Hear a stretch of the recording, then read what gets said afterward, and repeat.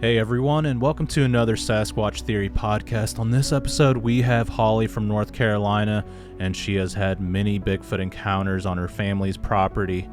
She talks about this creature that swayed back and forth, and it often makes me wonder that they're very curious and they like to observe people, and this type of behavior is connected with autistic people. So I wonder if the Sasquatch have some type of correlation with autistic people, and maybe that's what makes them very elusive and possibly a reason why they can avoid trail cameras so easily. Holly also discusses her theories regarding the Brown Mountain Lights that have been seen for many generations.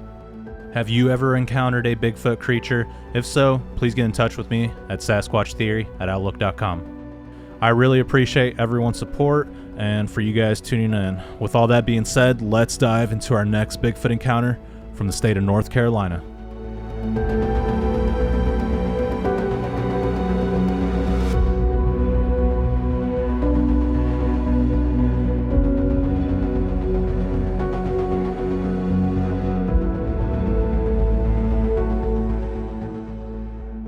All right, Holly, welcome to Sasquatch Theory. How are you doing today? I'm doing well. I hope you are and all your listeners are. Thank you, Holly. That really does mean a lot to me. And if you would, tell me a little bit about yourself, where you're from, and your Bigfoot experiences from the very beginning. I am from rural western North Carolina, about an hour northwest of Charlotte. I've spent a decent amount of time in New Jersey as well, central Jersey. But this North Carolina is my home, and this is a multi-generational property I grew up on. Family settled in the 1700s. And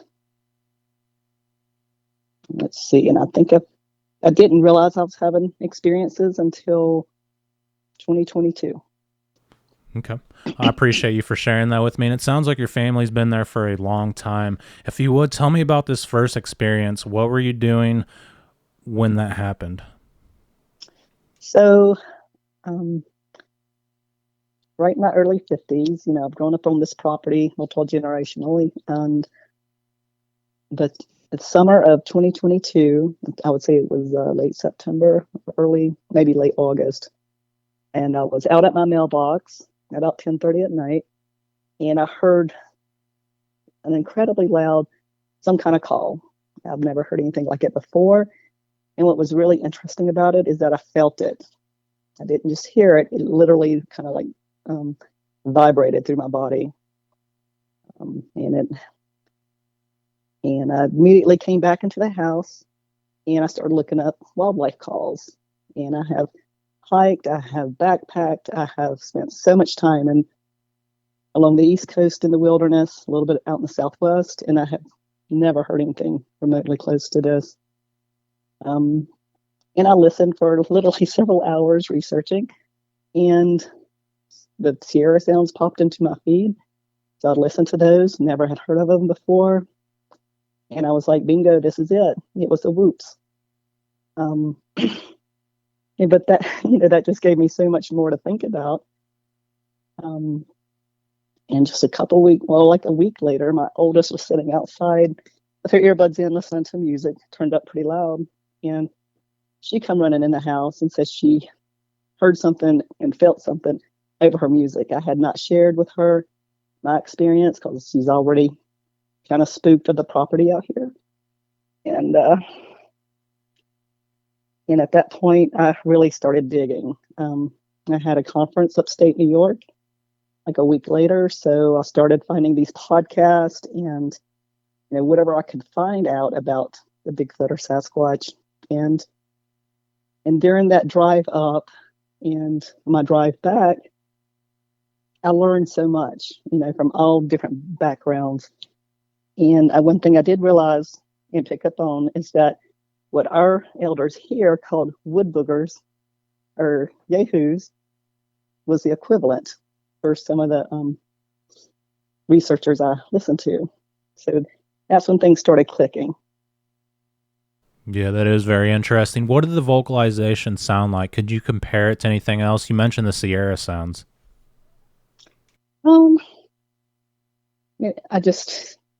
I really can't. And I've been around bear in the forest, and and of course I've been to zoos and I've heard lions and things like that. And it's I know a lion has a very loud roar, or that guttural kind of purr they do. And kind of equivalent to that, but so much louder. Okay. So it was undescribable, and you could feel it in your body, correct? Oh, absolutely. Yeah, that's It would, terrifying. and what I kind of thought of then and explained it to people, it's like, if you're at say a parade and they have a huge drum line and you feel all that, drumming feels like going through your body. And that's kind of what it felt like. That's the closest thing as far as the physical sense I got. Yeah, that's a good comparison. Like the percussions off the instruments, like how you can feel them. I always describe it as like a PA system, and you can just feel it like in your gut. And it's definitely something, when you hear it, you know right away it's no known animal. And these Sasquatch creatures, they are very prevalent in North Carolina. I hear a lot from like Medoc Mountain, Kings Mountain, and I mean all around the state. Really, it seems to be a hot spot for Sasquatch activity. Yeah, and I think the stigma's not as big as it used to be, so people are willing to talk a little more now um, than in the past. And it was interesting because the area that I heard it coming from, there was a huge cornfield out there, and then there was a bordering old fence, and in the shrub and growth, there's an old tobacco barn. And that to me is kind of where I thought it came from. And my oldest, I mentioned earlier, when she was younger, she would swear she would hear strange noises coming out from that tobacco barn, but I never really thought much about it. Yeah, did she tell you what kind of noises she heard back there? Um, small. I'm talking like 6 to 12 years old or so, and she said she would just hear something that sounds like wood slats. It has an old tin roof on it, like something banging on the tin. And there's nobody out there. There's nothing out there. And she said she'd hear something calling from over there, but she really didn't have a description other than that it was loud. Yeah, again, something unknown. So there's something happening on the property. You're taking notice of it. The family's heard it. You've heard it. What else happened after this? So I think it was, so when I got back from New York and I was found a particular Bigfoot kind of educational series, and I was listening to that, and it went on for months. And I think it was about October at this point, and I was watching that, and I had these large windows to the west, which is not too far from our wood line. And I heard something, and I have a door, like a little back patio, and I heard something messing with a 50-pound bag of cat food I had just purchased and put on that patio since it was covered. And then I typically just, break it down and put it in containers. But and I was heading to the door because I just assumed it was a raccoon, a possum, maybe a neighbor's dog. And I clearly heard something like a stern male's voice say, "Do not open that door. Do not look out the window." And that was the first experience I've had like that. So I heeded those caution or warning, and I didn't. And that was the first. It was different. I still don't have really an explanation for it. And then the next morning I go out, the whole bag is gone. Again, I really don't have neighbors that live close by who would be interested in anything like that. There was no shredded paper from the bag. There was no, spilt kibble. I checked, from the back patio down the stairs into the yard. I didn't see anything. And that to me was very odd. Now we do get coyotes and we get occasional boar, but that's about it with anything that has strength to drag something like that off. Yeah, that is very unusual. I've heard a lot of reports where these things like to get into dog food, and I mean, I can see why. There's protein there, and I've even heard cases where they'll take people's dogs. So I mean, I think they're attracted to animals and the food they eat. Yeah, and that makes sense. We've always had a lot of large outdoor dogs or in and outdoor dogs, and overall, we never had concerns from the dogs. But to kind of back up a little bit, whenever I was getting ready for that trip to upstate New York, I noticed my cats refused to go out. They have their own little door. They can go in and out whenever they want to. And they were not going out for about 2 weeks. And so my brother lives like in the back part of this property. So we grew up on about 100 acres. And I'm on like one end and he's way back in the woods on the other end. So I reached out to he and his girlfriend and asked if they've seen anything weird with the dogs or cats. And they, replied with, well, the cats refuse to go out. They won't even sit in the windows. But the dogs still make their daily, run through the property, which includes nice sized creeks and all. But they did say it's kind of weird because when the dogs would come back from the woods, it looked like somebody had taken a stick and taken some of the clay from the creek banks and just kind of marked like a little X or a little square or something. Not really a square, but like an X or a little cross shape on the forehead or along the torso. And that went on for a few weeks. And we kind of thought, well, maybe somebody's living out in these woods, but there's been no evidence of seeing anybody come and go. So that was, something that I hadn't experienced before. And at that time, I thought, well, maybe there's wild boar running through, but I didn't hear anything. Usually I hear them when they come through. So that really had gotten my wheels spinning too, because when you watch the animals around you, you can learn a lot. Oh, yeah, absolutely. The animals are able to pick up on these creatures. So what else unfolded after this? My curiosity really got the best of me. So I just researched, probably to an unhealthy level, because I was just so, I'm just kind of like in disbelief. We grew up with, some of the folklore around because we're, close to the Smoky Mountains and Blue Ridge Mountains. And, we had the swamps around on the coastal end. And, you hear stories of different types of beasts out there. But I never made the connection growing up that we could have actual Bigfoot or Sasquatch in our area. To me, it was like a North American legend, handed down through generations of our indigenous folks. And to probably keep the children from wandering off so far. And then, thinking back, my only ideas of Sasquatch came from like the $6 Million Man when I was a kid, which was I think the episodes came out in the 70s.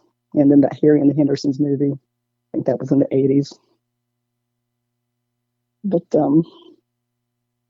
and it was also interesting because I like a more naturalized property. I like to kind of cater to the wildlife and, and I don't spray chemicals around. And I had an uncle who would stop in, once every few years. And it's like, you really need to clean up the property in the back or we're going to get wood boogers around here. And of course, I had no idea what he was talking about. I just thought he wanted to come over and spray my weeds. But and I had no idea there was, could be a connection. And actually, it was spring 2023. I used to go to Dayton, Ohio quarterly, and I started doing the drive to kind of find things to do along the way and back. And I think it was May 2023. My oldest was with me. We were driving. We went through the West Virginia route, and I was driving on Highway 35. And it was still, there were still just the mountains along there. And the sun was just coming over the mountains. And I saw a shadow moving around up on like the top of the bluff. And there was like a pine tree stand planted. It caught my attention. I looked up and I saw what looked like like a big, tall, thin chimpanzee with a huge V taper swaying back and forth from behind a pine tree. I could see, the shadow of it. And I couldn't like see details of the face or anything like that. But I could definitely see there were hands wrapped around the pine tree, and these pine trees were young, but they're pretty tall. And it was just swaying. And I wanted so badly to pull over, but there was a lot of road debris on the shoulder, so I slowed down as much as I could. But I don't know what else I could mistake it for. Definitely didn't have a bear, a build of a bear, and I found that incredibly interesting. And then, as I've been listening to the podcast and learning more from the researchers, they say sometimes when you have the experience, and then you're more prone to have additional experiences. And I think I've heard that from some people. Mm-hmm. Yeah, absolutely. How big was this creature, and why do you think it was swaying back and forth? It was really hard to gauge because I'm on the interstate, and I think I probably should look up a map of that area, because I think I was just going into Ohio or just a little ways into Ohio, and I would guess about 7 foot. Yeah. And why do you think it was swaying back and forth? What do you think its intentions were? I really don't know.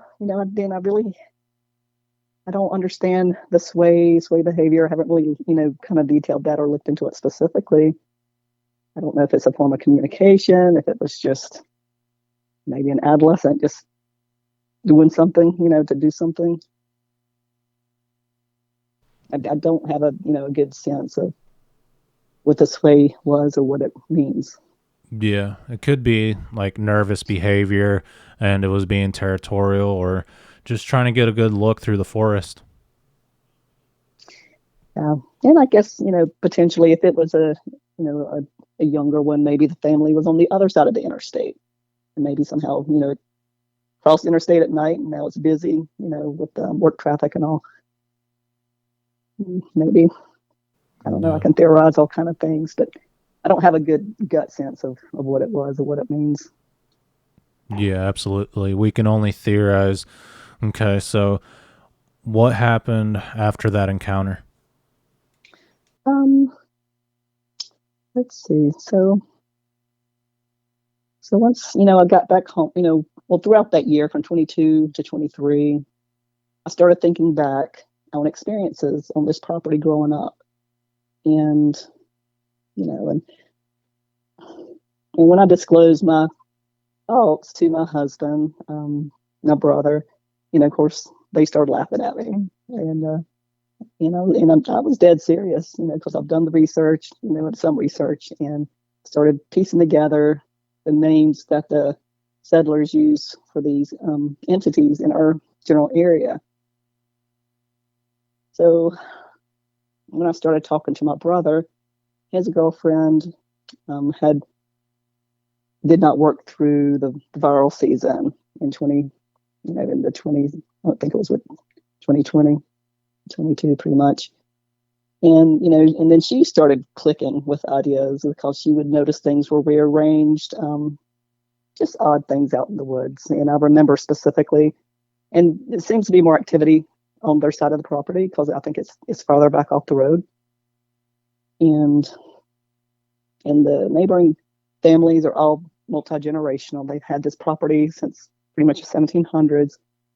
And, some, have some fields for hay, maybe a few Black Angus cattle, but most of it's wooded. So, we started comparing notes and just kind of watching. And I had no idea what the structures would be or what that would look like, but she had done a little research on that. And she took me out into the woods behind their house and started showing me these kind of like archways, these logs that are literally just like, they look like they're just stair steps, so many feet apart, maybe 10, 15, 20 logs spaced out. We found like stacked quartz stones. We have a lot of milky quartz in this area. And some of those like I don't know what you call them, like X's and kind of star structures out in the woods. We found an area that was probably about 30-foot diameter that looked like it had been cleared out, and it was more grassy. And I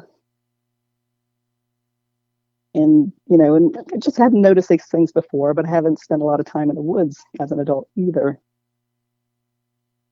Then thinking back as a little girl, I used to ride, had a horse, and that's what I'd do in the summers. I'd just, get on her and we'd go back into the woods, and I'd even pack up my dolls and things like that, and a little lunch, and take to some of the creek beds. And, the horse I had, she didn't spook easily. But there are times I could see her getting restless and, kind of kicking around and snorting, ears erect. So she started that behavior. I would just get on her, grab my stuff, and sometimes she would just kind of flip out. She'd rear up a couple times, buck a few times, and then we would fly through the woods. I had no control. All I could do was, lean over her, hold on to the mane, and she would get us home. I know some horses spook over all kinds of things, but I literally didn't hear anything. I didn't see anything. I had no idea what kind of, what was causing her to have such a reaction. The only time I saw her spook in the past is when like a hot air balloon comes over, and that loud, I guess the billows they use for the fire. Other than that, she was solid. Yeah. So the horse was probably picking up on something in the area, whether it was a mountain lion, a Sasquatch, or something else. Yeah, or something. And we don't tend to have the mountain lion out here in this area, at least then, because people hunted, I think pretty much hunted most of them to almost, extinction. So and then, what else happened after that?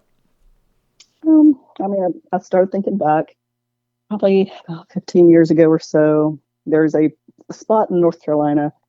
It's Linville Gorge. It's a wilderness area in the mountains, and from there, and also Morganton's another city we have. So about 30 minutes north of Morganton, we have overlooks for these brown mountain lights. And I don't know if much of your audience has heard of those before, but it's a phenomena. It's been discussed or legend for generations from our indigenous clans, from settlers. There was research done on it by the government in, I think, the 1930s, inconclusive. A couple of local universities has done research for 30 years plus, still inconclusive what these lights are. And I would go up there probably once a quarter or so and just kind of set up on my car.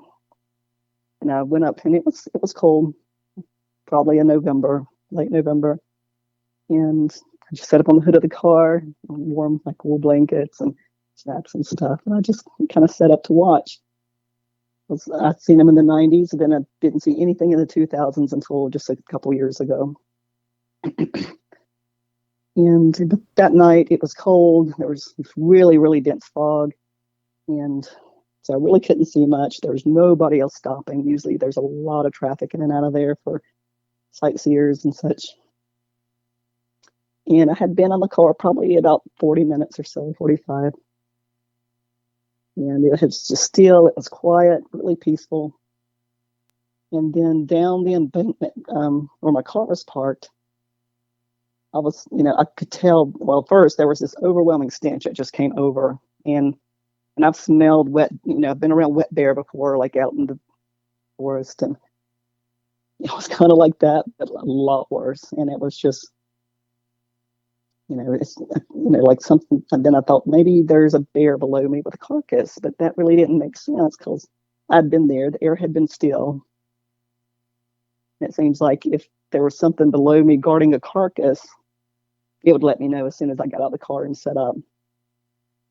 And I got the overwhelming stench, and it was bad. I mean, it's kind of makes you kind of want to, just throw up.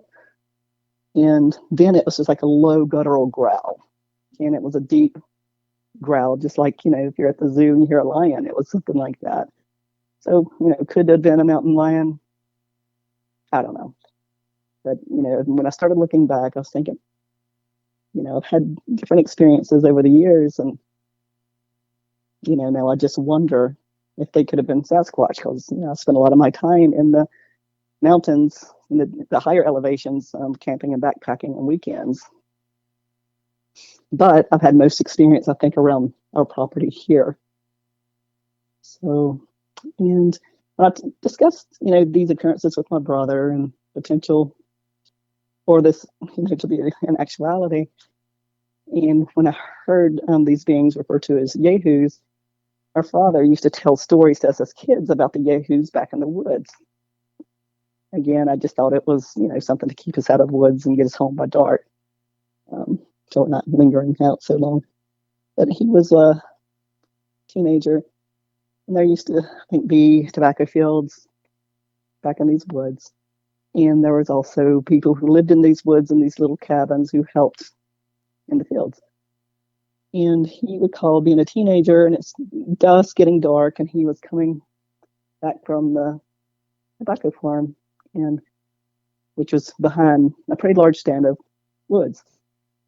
And he shared that there was something that would pace him and slap the tree, and it sounded like a 2x4 or a wooden baseball bat tapping just alongside with him. But if he stopped, it would stop. And so he thought some of the folks who lived on the farm was just messing with them.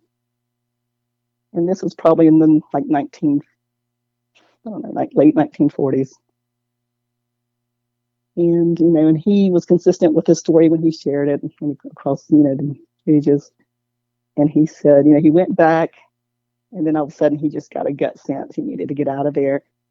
And so he ran, so he didn't stop. And it's a little hilly. It's not bad, but still, he said he just ran all the way back and had that tree slapping for most of the way. Yeah, that sounds like Sasquatch activity. And I've been to Brown Mountain before, right past Linville Falls at Wiseman's Peak, and I got to see the lights. I think it was in September when I went. It was pretty cool, though, because you could see the balls of light appear and then disappear and then reappear somewhere else. And sometimes it seemed like they were moving around. And yeah, I've heard the theories regarding them, especially from like the scientists. And, some people say it's like from friction in the water. But I see them here in Missouri as well. There's like balls of light moving through the woods, and it's associated with Bigfoot activity. Like I've had Bigfoot activity in the same time frame, the same day that I've heard like whistles and the thumps that Sasquatch create. So, and I had my sightings shortly after that. So I think these orbs are associated with cryptid creatures. I can't prove it, of course, but it is a thing, and that's probably what it is. And what are your theories about it? Well, it was February 2022. So the winter before, I heard the whooping. I felt the whooping. I had just come back from New Jersey, and I'd been up there for a year. And I was in my bedroom, which I don't use curtains on, the back side of the house or the side of the house. And I had got up there in the night, probably about 2 or 3 o'clock in the morning, and went back to bed. I remember it being cold, and I was sitting in bed, and I saw this just really bright amber light, and it was kind of toward where my brother's property is, but normally I can't see any lights or anything from there. And so I kind of sat up in bed, and I thought, well, maybe they got a street light or something, or like one of those tall night lights. I was thinking, why is it so bright? And I was just looking at it, and then it started moving in my direction, so northeast. And usually some deciduous forest between us or woods, so the leaves were down, so I was able to see pretty clearly. And then my next thought was, why is there a helicopter coming through the woods? Because the light was so bright. And I just watched it. And as it got closer to the house, there was no noise associated with it. And it appeared to get bigger. And it probably got about, 45, 60 feet from my bedroom window. And it just kind of halted. And it starts pulsating. And this color started shifting. from that, like an amber color to a deeper orange with more of a yellow center.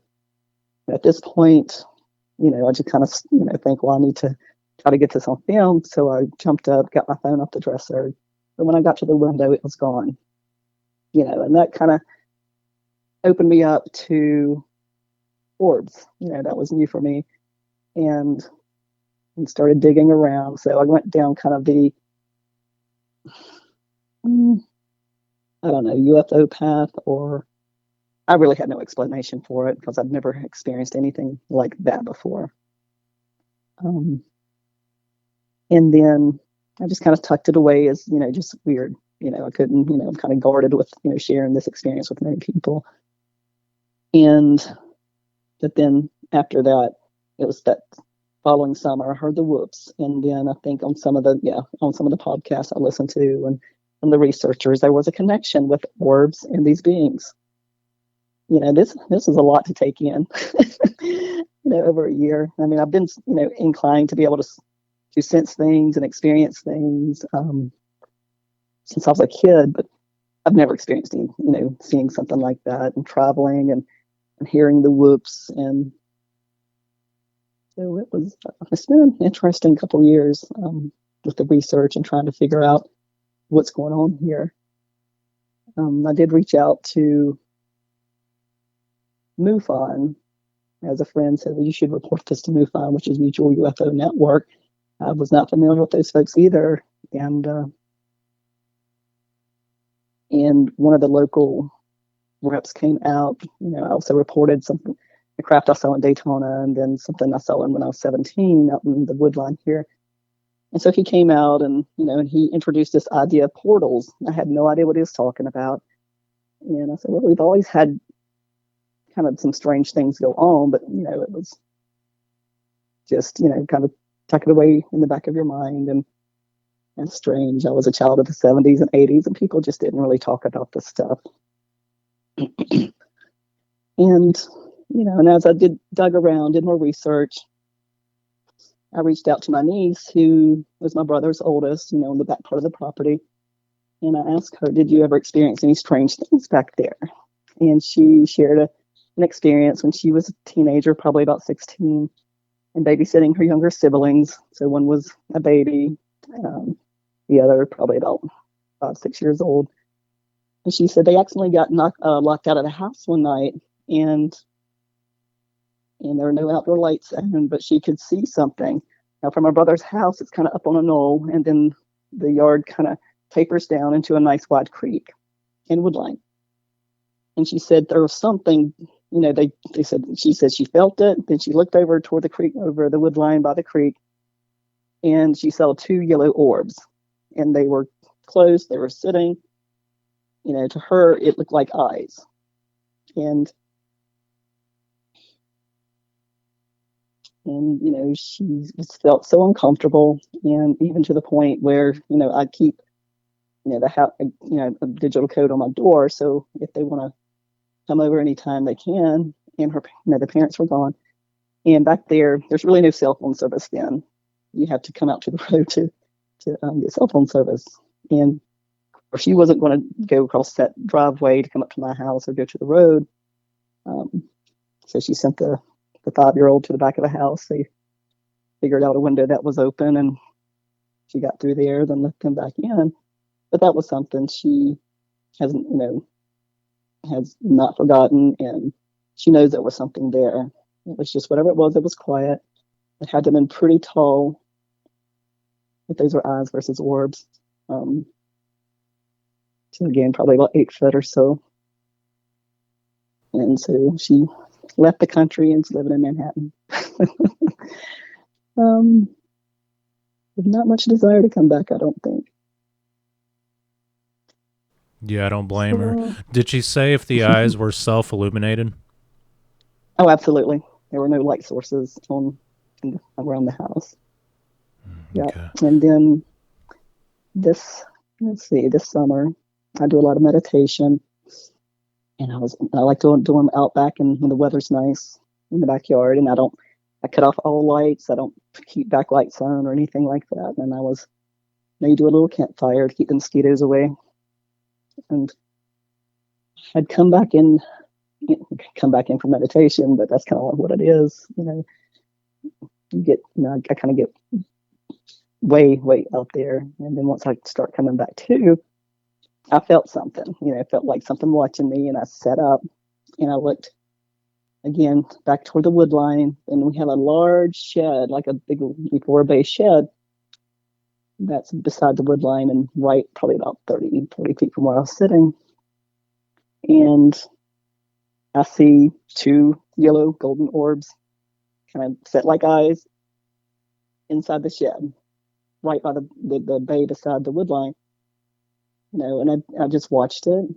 I got up, I kind of went south, I went north, but I didn't have the guts to go into the shed. And so what I did was, the moon had already passed over, and it was, setting to the west behind the wood line in the shed. And I tried to rationalize it, looking around and seeing if there's any way there's some type of glare coming from something, but there were no lights on. And so at some point when I looked away, then looked back, those orbs were gone, or those eyes were gone. And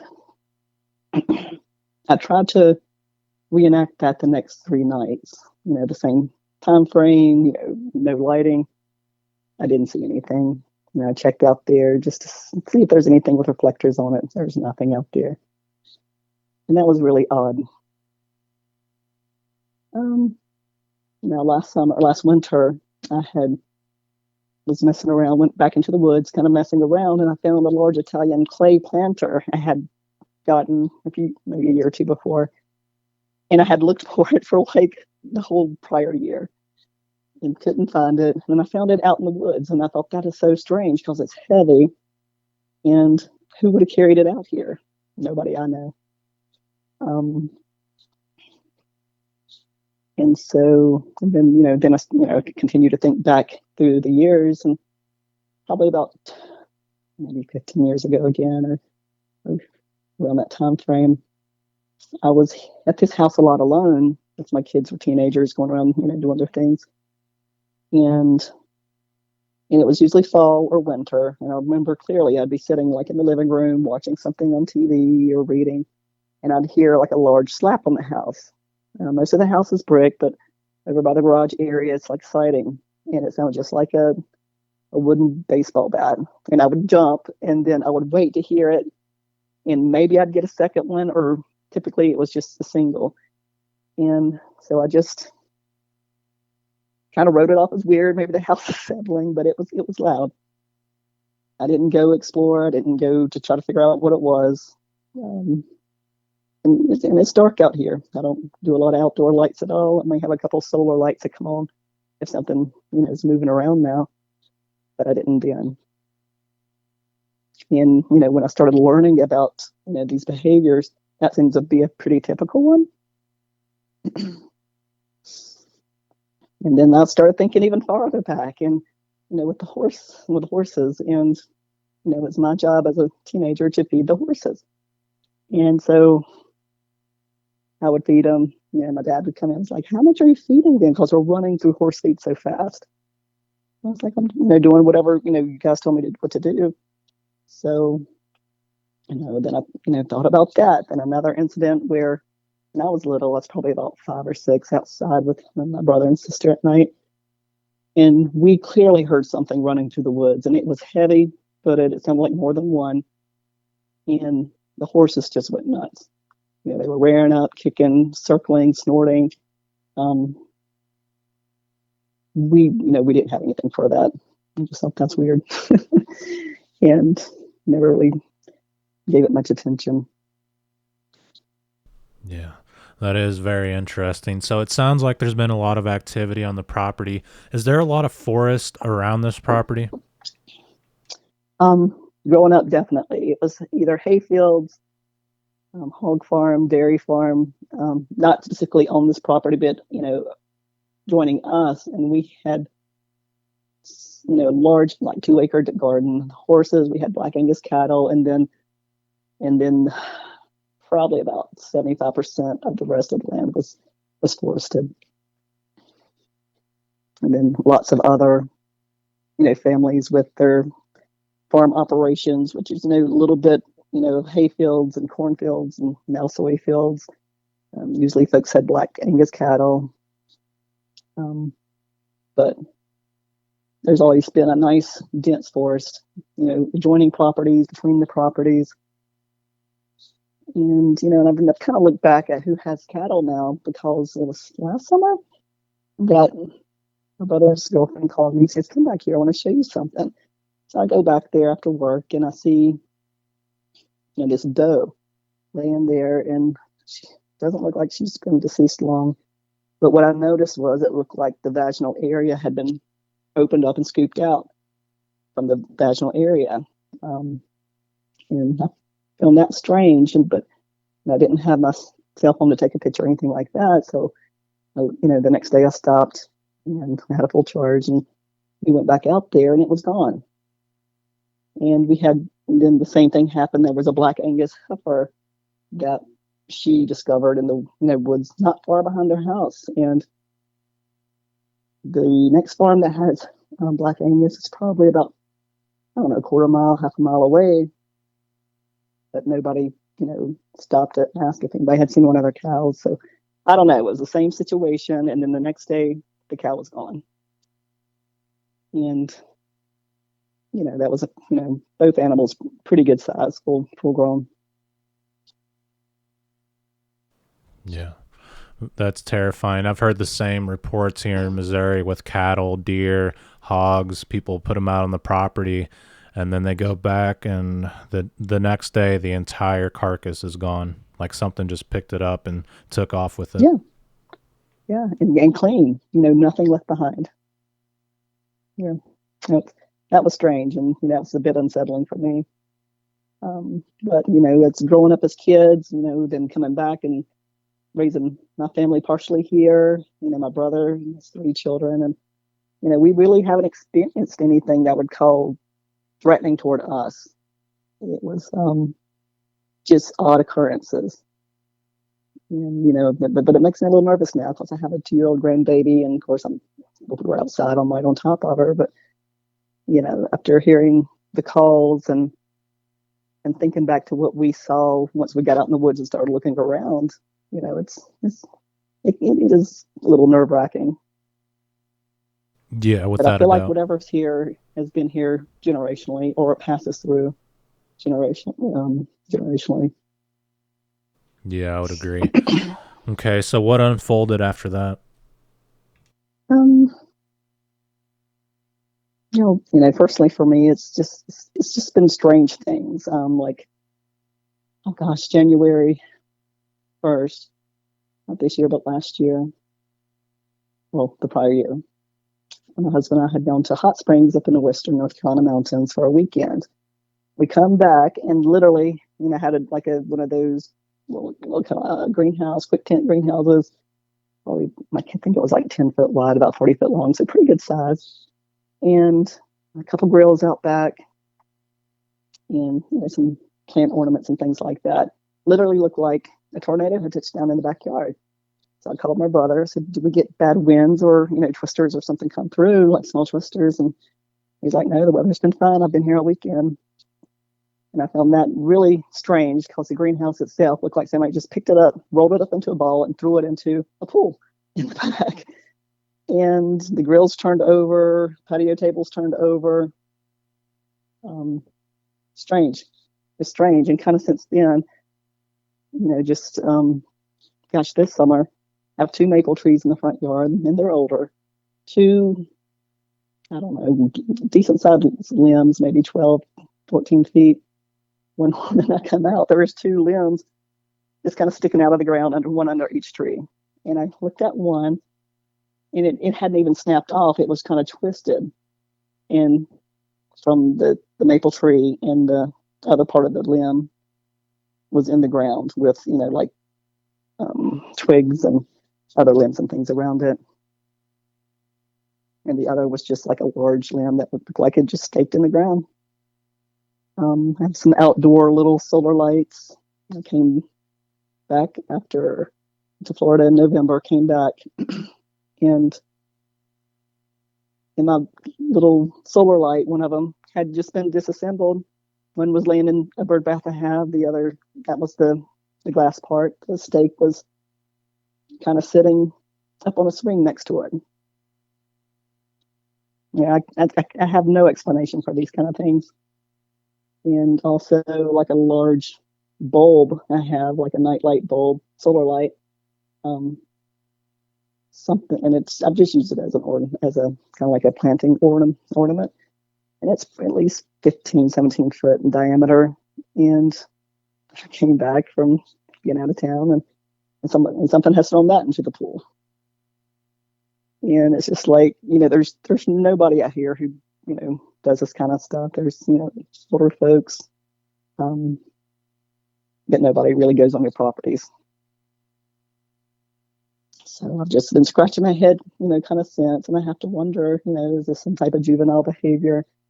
Because I'm pretty well convinced at this point there's activity here, and we see it late summer into probably mid-fall. Okay. Now, what major experiences have you had after this? Like, you mentioned some UFOs. Do you want to go through that? Sure. Okay. Yeah, let's talk about it. So I just had a sip of water. But my first experience, I was approximately 11 years old, and my cousin and his friend, who were probably 18, 19 at the time, were hanging out with my brother, and they were closer in age. And it was, I guess, a Friday or Saturday night, because they were here pretty late. And when they were going to leave, they come running back to the house, banging on the door, super excited. And so they tell us, come out there. They're so excited. They're talking over each other, and it's hard to understand what's going on. But they said when they were getting in the car, they looked up, they saw what looked like an egg-shaped something hovering in the sky right over that tobacco barn area. And it literally, they said it shot a light into the front yard. And so at this time, I didn't see the craft. They said it shot off, but there was this illumination in the front yard, probably 15, 20 foot in diameter. And I remember that clearly. My mom saw it, my brother saw it, my cousin, his friend saw it. And it stayed in that, and it stayed. And it was so strange because, my kid mind, I put my arm into that area that was illuminated, or my foot, and my whole body. I was not going to put my body in that illuminated area.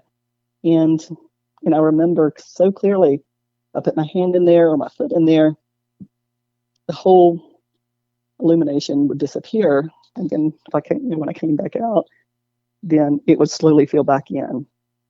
And it's hard to recall the time frames, but I do specifically, feel like and recall it probably up there 45 minutes to an hour, and it slowly dissipated. And so, that was just, super exciting for me as a kid, and I'd keep an eye out and all, but really didn't see anything until I was 17 again. And at 17 years old, I used to work at a little ice cream sandwich shop in a local town. I'd come in, and this was summer, and I had a pet rabbit out back in a hutch, and I'd always make sure he had water and clover and fresh food and everything when I got in. And he was really tame, so I'd spend a little time with him. So I'd get in about 10:30, 11:30, depending on what time I got off of work. And same routine, every night in the summer or weeknight. And I remember being, just petting the bunny and, checking on all his things he needed and feeling something. And I guess kind of like static. But my body was cramping, couldn't move. And I was kind of bent over, and at some point I was able to slowly stand up, latched his little hutch. And when I stood up, I could see over the hutch into the wood line. This is right by the shed I mentioned earlier, where I saw the either glowing orbs or eyes coming out of a meditation this summer. And at that point, the horse had moved on, but there was a nice clear path where she used to stand by the metal building. And there's large tulip poplar trees kind of around the area, and I felt it first. I stood up, and then I just totally, I don't know. It's just, I guess you're in such awe, and you're trying to process what you're seeing. Or I just, it's like I couldn't move at this point. I think I could, but if I wanted to, but just in shock, I guess, in a sense. And what I saw right at the edge of that building and woodline, the woodline, there's a little clear path, was a being that was self-illuminating, silverish, bluish. I was 5'7", so at least as tall as I was, super, super thin, elongated head, these typical almond dark eyes. Really couldn't make out any facial features, or I don't recall any, and very long and lanky legs, arms. Couldn't tell anything specific with the hands. And and I come back in, and what do you do? I just come in and kind of make sure everything's locked and shut the curtains and that kind of stuff. But it's like next day at school, I think I shared with a couple of friends, and one's of course some start laughing, and one I think took me seriously, but I'll never forget it. It was a sensory experience. It was a visual experience. I didn't feel terrified, but I think you stand there, you're locked into it, and then the movies in the 80s, 70s about the aliens and stuff start coming to you, and you're like, well, I don't, this isn't natural or normal, so I need to get on out of here. At some point, I ran to the house and locked up. People, told my parents, and of course, they just kind of laughed it off. But then Daytona Beach, February 2023. I was driving to a nursing conference in West Palm Beach, Florida, and we had planned. I brought my oldest and youngest and 6-month-old grandbaby at the time, and my niece, and we stopped in Daytona, which is about halfway or so, to sleep. Of course, it's 11:30 when we get there, just exhausted from being in the car. So my oldest and I and the grandbaby went down on the beach. It was warm enough to sit on the beach. It was February that night, and there were no clouds. Didn't hear anything. Then my oldest looks up. She's like, "What is that?" We both look up, and I think we're asking each other, "What is that?" for like at least 10 seconds. And it was silent. It was pretty low. And it was a dark, very, very faint lights under it. And it was boomerang shaped. I had no idea. So it kind of popped in. We probably had eye contact with it 20, 30 seconds. And then it just kind of popped out of view. And my oldest, she was 30 at the time. And she's like, "What do you think that is?" I said, "It's a craft of some sort. I don't know." And she said, "Well, did you notice the edges around it? It looked like it was kind of fuzzy looking around it." And of course, she was a child during the Harry Potter series, and she's like, it was kind of like that cloaking from Harry Potter. And I said, "Yeah, I don't know, just processing." It's like, you're so, I'm very open, receptive to experiences, and have had different experiences. But when you see something, it's still, you're just like, I just kind of freeze and trying to process what I'm seeing and what's going on. That was really interesting. And since I saw the first orb, winter 2022, the big amber one, I haven't seen one like that since. But I've seen lots of smaller things. They're like golden looking with white centers. I've seen rose colored, lots of them. I saw one night in the woods behind the house. and it literally looked like somebody had a large Roman candle, but the color was consistent. It was very like a pure bright white in the center, emerald green around the edges, and it looked like it was throwing sparks off the edges. And it traveled from south to north through the wood line, and this was, I think, April-ish. And so the leaves were just starting to come in, so I had a pretty good visual on it. And then either a second one came out or it came back for a second pass. At that, I just, just like your jaw just drops and you're just trying to process what you're seeing. I'd love more information and learn more, but it's hard to find people who are open to talk about it. Yeah, absolutely. What kind of information did MUFON give to you? That was kind of a strange time at that point. The guy who came out, he was retiring. He was a retired forensic investigator, and he just had me thinking about things I've never thought about before, like portals, and he brought up hybrids and all kinds of things. I'm like, I don't even know what he's talking about. So that sent me down another rabbit hole. And then the state director then, he reached out and he kind of reinforced the portal idea. Still, at this point, I'm like, I don't even know what he's talking about, portals. And then he retired. I did reach out to Opus, which is another organization. It helps people kind of process these experiences. And they were really helpful. They paired me up with a retired, fellow nurse and also a fellow Reiki master. So, and she just kind of put me at ease with some of the things I was experiencing, especially since some of the childhood,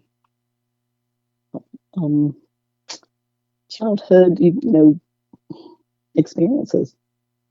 But she again brings up this whole hybrid scenario, and I'm just like, I don't know if I'm ready to go there or think about that. But there's a lot of that discussion going around the MUFON Opus community. So, and I just don't know much about it. Yeah. Because I work full time, and I could, do things outdoors when I can, go to the high elevations, waterfalls on the weekends. But it's been a lot of interesting experiences, and it's been really interesting to be able to look back and kind of relate these different experiences I had as a child to potential, Sasquatch activity, and now that the orbs are pretty consistent, it's interesting. I come back from some severe medical. When I came back in 2022, I was in New Jersey for long-term treatment, and I started seeing these orbs, and family thought I was kind of losing it due to the medical stress and stuff. So I bought a night vision camera, and once I started recording some, they stopped teasing me, I guess. Yeah. And do you think the cryptid creatures are coming from portals, or the UFOs, or both? I'm definitely open to the idea of interdimensional, multidimensional beings at this point. Still, trying to get my head wrapped around the idea of portals on our properties. But there's always been some kind of activity out here, like inside the house, sometimes outside the house. Growing up in fairly recent years, in the last 10 years or so. So I guess I have to be, kind of open to the idea now. Yeah, absolutely. That's my theory as well, from what I've experienced and what I've heard from other people. A lot of people talk about these portals, and I think it very well could be possible, and I think in the future we'll know for sure. Yeah, and I'm totally open to the effects of energy, like negative energy, positive energy, and attracting different types of beings. I've just experienced and seen a lot over the years, and with what we have out here now, I don't feel threatened. I don't, get the willies when I go out, into the woods or take a walk back to my brother's house. And as a child, I really didn't much either. But when I did, I listened to that inner intuition. I didn't try to stick around and figure it out. just get on the horse and we'd take off. Yeah. Well, you'll definitely have to keep an eye out in the future when you're out there in the forest riding horses or just hiking. And now that you know kind of what to expect and you're more mindful of the activity, you can definitely like spot it out sooner than other people that have no idea this is going on. Yeah. And when I first heard the whooping, I did text the neighbor north of me. They should have been in hearing distance, and ask if they were outside. But I said, "Did y'all hear that? There was something making this incredible loud noise. I felt it." Of course, they had jokes, so I just left it alone with them. And I don't know how, if people really pay attention. I do work from home, so I'm able to kind of see more during the day. In that big shed in the backyard, these big heavy doors. Those doors are, they open themselves, they close themselves. Just a couple months ago, went into one bay and there's this gigantic tree limb and a hunting vest. So I have no idea where it came from, who carried that thing in there. My brother's experiencing similar things with they have a smaller shed, but large limbs being stuck inside. Just strange things. Yeah, absolutely. Okay, do you have anything else you'd like to share, or do you have any questions for me before we wrap up the podcast?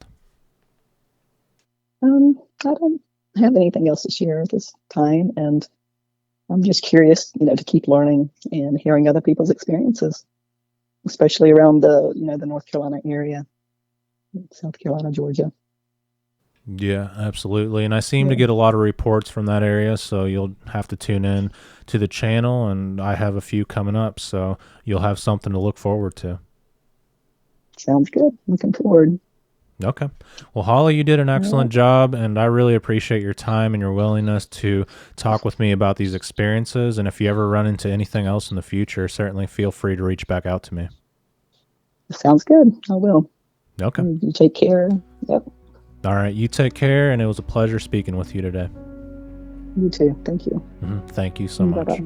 Bye. All right, Holly, thank you very much for sharing your Bigfoot encounter with me here on Sasquatch Theory. And I thought it was a very interesting one. I wonder what these creatures were doing around the property, and possibly they were raising juveniles or they were interested in something on the land. It makes me wonder, you mentioned finding these X structures, these star-shaped structures, and I think that's a sign that they are around and that they are communicating. That much we do know. And of course, a lot of people think that the tree structures have nothing to do with Bigfoot and it's all natural deadfall, but I disagree. I feel like there is geometry to it, and it definitely is not natural. You heard vocalizations around the property and also other family members, which is unstartling. Things were going missing, and you were having other things happen that may not be associated with Bigfoot, or maybe it is. It makes me wonder what's going on, because a lot of people that I've talked to in the past mention these same things, so I feel like there is a connection, but possibly there isn't, and that's okay. But yeah, I appreciate everyone for listening today. If you guys can, like the video, subscribe to the channel, and until the next one, you guys be safe out in the woods.